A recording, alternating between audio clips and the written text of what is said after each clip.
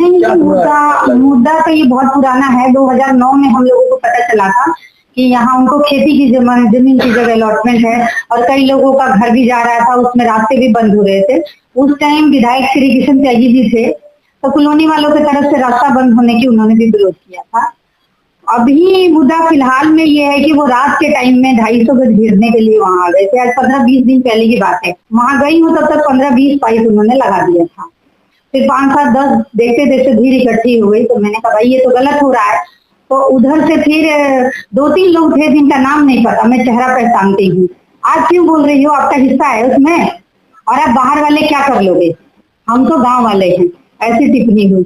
मैं आगे बढ़ी तो एक खंबा तो उधर मेरा हाथ गया, तो उन्होंने कहा कि हरामजादी बोला था, हरामजादी फोटो खींचो, ये देखो हरामजादी, ये ऐसा करके उन्होंने बॉडी किया था। पूरा क्या बोला उन्होंने आगे नहीं पता, लेकिन ये सबने सुना। तो मैंने कहा, लोग पूछने लगे यहाँ क्या हो रहा है मैडम जी क्या, तो मैंने यही कहा कि ये त्यागी लोग हैं, घेर रहे हैं। तो त्यागी लोग का मतलब ये नहीं कि मैंने पूरी दुनिया के सब पूरे हिंदुस्तान के त्यागी को कह दिया। त्यागी तो हर जगह है और मैं भी त्यागी भूमिहार हूँ, तो ऐसा कुछ नहीं है कि मैंने सबके लिए टिप्पणी कर दी। हाँ, वहाँ जो मौजूद लोग थे उनके लिए मैंने कहा और उस बात से मुझे कोई दिक्कत नहीं है कि मैंने उनको कहा। वो अगर गाली दे सकते हैं, हमें बाहर वाले बोल सकते हैं, और जब मुझे एक से अधिक है और नाम नहीं पता तो मैं त्यागी ही बोलूंगी। अगर बाकी लोगों को मिश्रा जी, चौबे जी, दुबे जी, पांडे जी बोला जा सकता है तो उन्हें त्यागी बोलने से दिक्कत क्या है। पर्टिकुलर मैंने किसी त्यागी को, गांव वालों को तो कुछ कहा नहीं कि बुराड़ी के गांव वाले त्यागी सब, ऐसा कुछ नहीं कहा। त्यागी लोग बोला, तो त्यागी लोग में सदैव वासुदेव त्यागी, विपिन त्यागी, उनके बेटा, इन लोगों को तो मैं पहचानती हूँ नाम से, वहाँ विपिन त्यागी को भी जानती हूँ। और लोग थे उनका नाम नहीं पता था मुझे, ये कौन लोग हैं, मैंने कहा त्यागी लोग हैं। इसमें मैंने कुछ गलत नहीं कहा।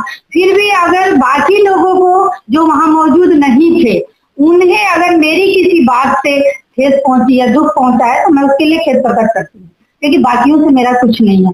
रही बात इन लोगों से, तो इनसे भी मेरा कोई पर्सनल नहीं है, मुझे पर्सनली मेरा विपिन त्यागी से या इन लोगों से कोई दुश्मनी है, ऐसा कुछ नहीं है। उनको खेती की जमीन की जगह वो जमीन अलॉट हुआ था जहां वो खेती करेंगे, और इसलिए वो लग रहे कि उन्हें उनको मुआवजा चाहिए। और मैं अपने कॉलोनी वालों के साथ इसलिए लड़ने जाती हूँ कि मैं चाहती हूँ कि वो 200-300-400 जो भी जगह है, अगर वो मिल जाएगा तो कॉलोनी के लिए कोई समुदाय भवन, बारात घर, ऐसा कुछ बन जाएगा। तो इस कॉलोनी में हर तरह के लोग रहते हैं। 25 गज के घर में भी लोग रहते हैं और 500 गज के घर में भी रहते हैं।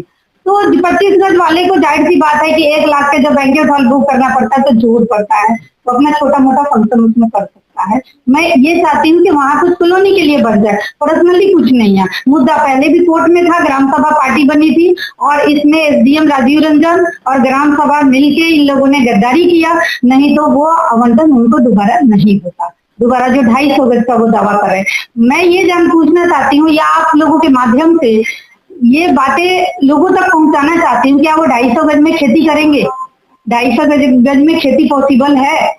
वो खेती की जमीन की जगह लेने आ रहे हैं। और फिर 200 गज वहाँ हटवारी है, वो कहाँ है?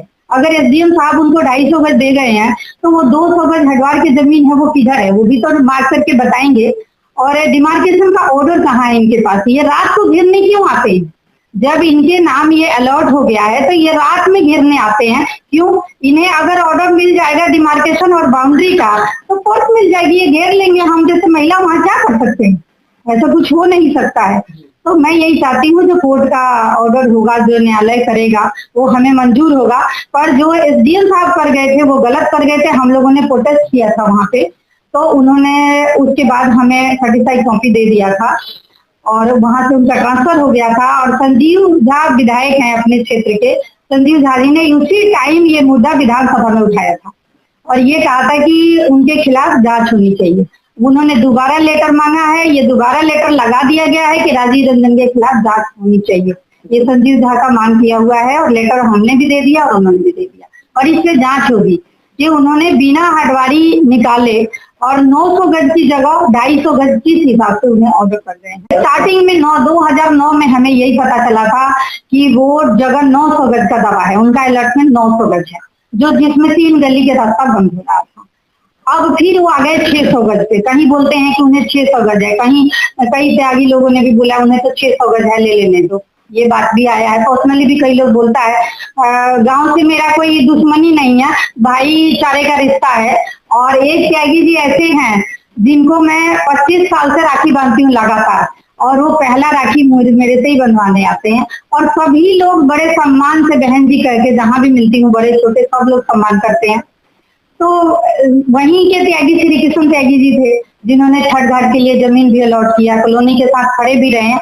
तो मैं सबके लिए कुछ नहीं कह सकती हूँ। पर्टिकुलर ये एक फैमिली है, सहदेव वासुदेव त्यागी, वो लोग तो बेचारे उनमें से एक ही अभी शायद हैं भी नहीं, वो उनके बेटे हैं विपिन त्यागी जी।